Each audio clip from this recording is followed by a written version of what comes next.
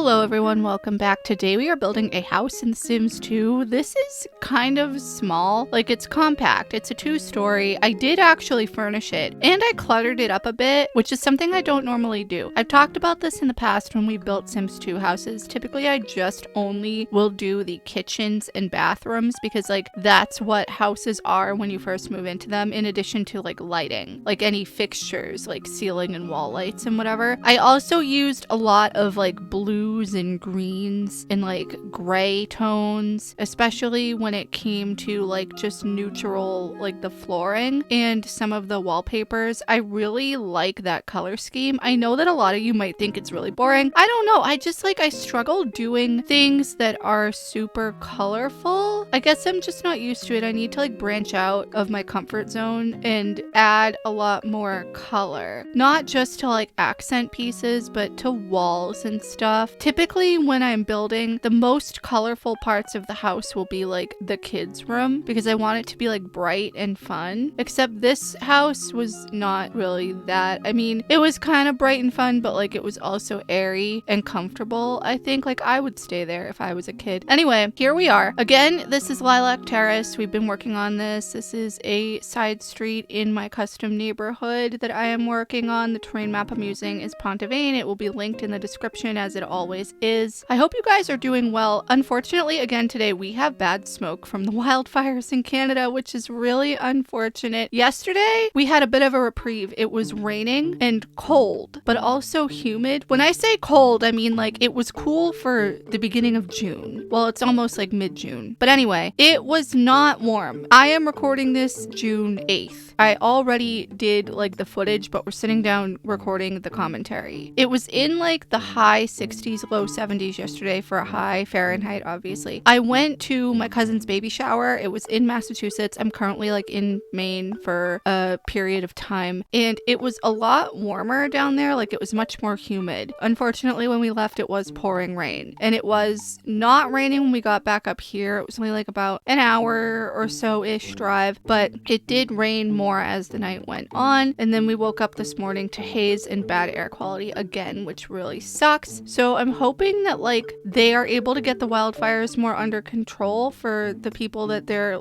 directly impacting. I haven't been following any of it, and I feel like they're not really reporting on it except for when it comes to negatively affecting like the air quality around us, which makes sense because like they have to report the weather. I got up this morning, it's Sunday, had an early day, went to a bakery that's local that I really like, got some stuff for myself for breakfast, and I got some things for a family member who's coming to visit who has celiac. They have a good amount of gluten-free stuff, usually a good variety. Today not so much, but that's all right because like they make everything fresh every day. So I ended up getting her a couple of like gluten-free blueberry muffins and coconut macaroons, which were also gluten-free. I'm not really a macaroon person. I like the macarons, like, you know, the French snack, but I'm not really like a macaroon person. I think it's because of the coconut. I don't mind coconut flavor, but I don't like shredded coconut. I don't know if it's like the texture or what, or if it's just like too overpowering of a flavor. It depends too on like what the flavor is in. Like I don't like coconut truffles, like chocolate truffles, but I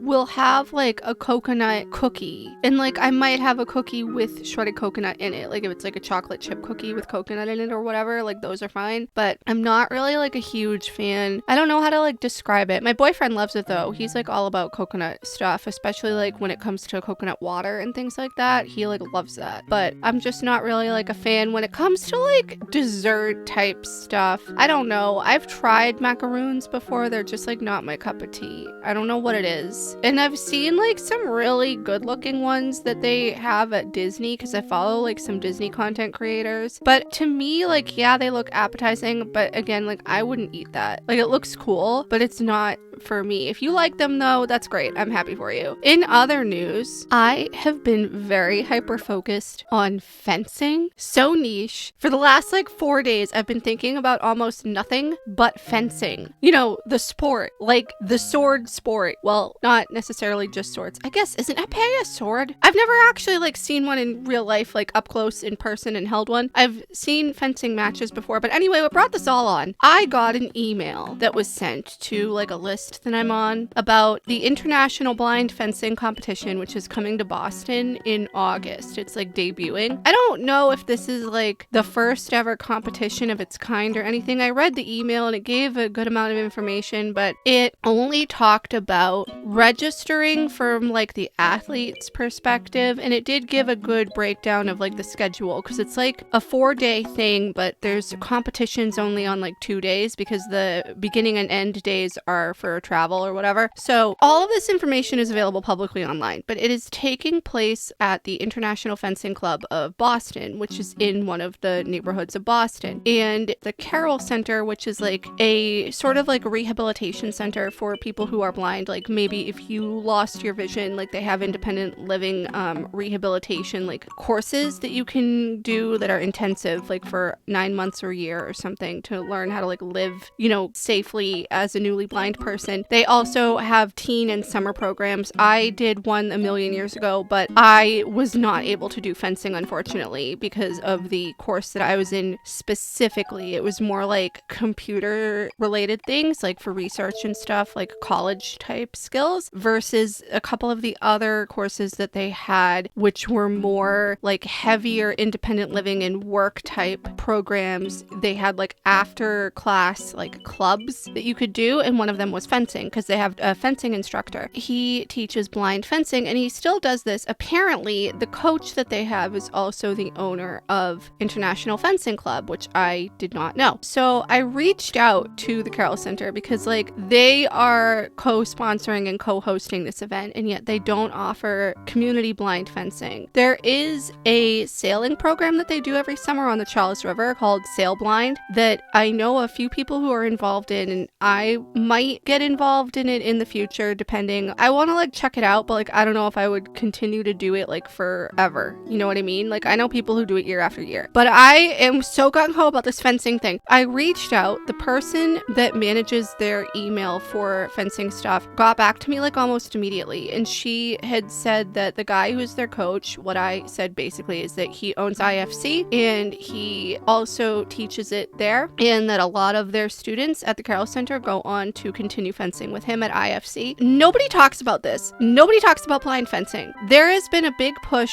the last year or so, I guess, specifically to have it recognized as a Paralympic sport. I could go on and on about this, but nobody talks about it like they talk about blind soccer and goalball. If you don't know what goalball is, look it up. It's been around since after World War II. It was specifically created to help like blinded veterans. It's a Paralympic sport. It's a big deal. But nobody talks about blind fencing. There was somebody who had reached out to the American Council of the Blind convention coordinator about having a fencing clinic at our national convention in Dallas, which is in like a little less than a month from now when I'm recording this. At the time this video goes out, it will be even sooner. So this representative had reached out. They said the thing about how they wanted to do a fencing clinic, but one of the convention committees had to take it on because like they couldn't just like come and do it themselves. Like they wanted to be affiliated with a committee or there was some weird thing. I don't know. The coordinator had put it out to all of us. I'm the convention chair for the low vision affiliate. That's like out of our purview, and we were already doing so much at the convention, but there is like an active like exercise, you know, physical wellness sort of committee that does things like this, but nobody wanted to do it. And it's like, I would die to fence. Like, please give me a sword, give me an epee. Obviously I will take it seriously, but just let me have fun. Let me do this, please. I took martial arts for several years when I was a kid, then transitioned into figure skating. Never knew about fencing even as a concept of a sport somehow. Had I known that, would have done it. Now you might be thinking to yourselves, Diana, what's the difference between regular fencing and blind fencing? Well, the great news is there really isn't any. It's just that the fencers are wearing eye shades. If any of you have ever watched any Paralympic event where there are blind competitors, they wear like blackout goggles or eye shades if it's goalball, blind soccer, swimming, whatever, to make it like an equal playing field. Because for me, I have a good amount of usable vision. I can like pass for sighted, but like for somebody who's completely blind, they can't see anything. So if I'm competing against somebody somebody who's completely blind, I would wear an eye shade to make it so we were both equally like on par with each other. The only thing that I know that's very different is that like I've seen blind fencers will circle their weapons, like they'll move it in a circular motion to search for the other person and the other person's weapon, usually ending in a parry and then going from there. But like from my understanding, the rules are the same. But here we are anyway, the house is done. Thank you for coming to my TED Talk. Might continue talking about blind fencing again in the future because I really want to do it. Thank you so much for watching. I really hope you enjoyed this video. Please leave any comments, feedback, and suggestions down below and subscribe if you haven't already. And if you want to become a member, you can do that too. I'll see you in the next one. Bye.